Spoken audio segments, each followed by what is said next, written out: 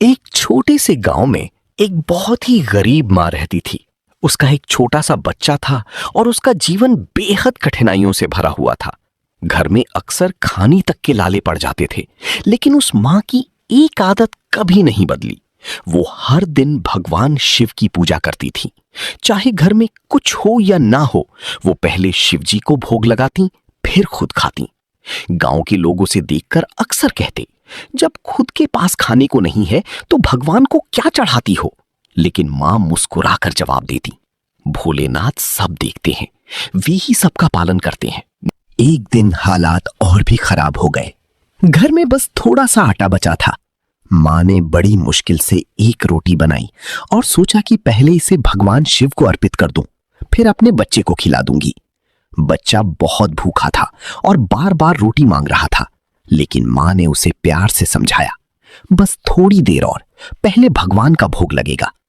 जैसे ही वो रोटी लेकर पूजा करने बैठी, तभी दरवाजे पर किसी ने दस्तक दी। मां ने दरवाजा खोला तो देखा कि एक छोटा सा भूखा बच्चा खड़ा है। उसके कपड़े फटे हुए थे और वो बहुत कमजोर लग रहा था। उसने धीमी आवाज में कहा, मां, मुझे बहुत भूख लगी है, कुछ खाने को दे दो। मां एक पल के लिए ठिठक गई। अंदर उसका अपना बच्चा भी भूख से रो रहा था और उसके पास सिर्फ वही एक रोटी थी। उसके मन में द्वंद्व चलने लगा, अपने बच्चे को खिलाऊं या इस अजनबी को। कुछ क्षण सोचने के बाद मां ने गहरी सांस ली और वो रोटी उस भूखे बच्चे को दे दी। उसने प्यार से कहा, बेटा ये खा लो, भगवान तुम्हारी मदद करेंगे। वो बच्चा मुस्कुराया और रोटी खाकर चला गया। मां ने दरवाजा बंद किया और जब अंदर आई तो उसका अपना बच्चा भूख से रो रहा था।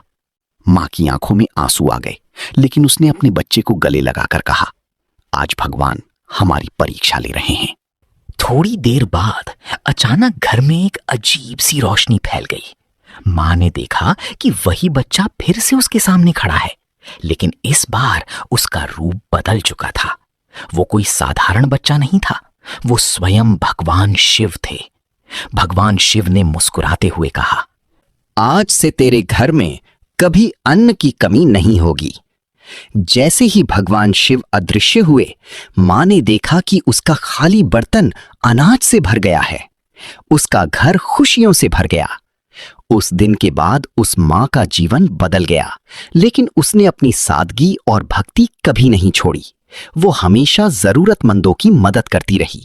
सच्चा भोग वही है जो भूखे को खिलाया जाए। भगवान दिखावे से नहीं, दिल की सच्चाई से खुश होते हैं। सच्ची भक्ति हमेशा फल देती है।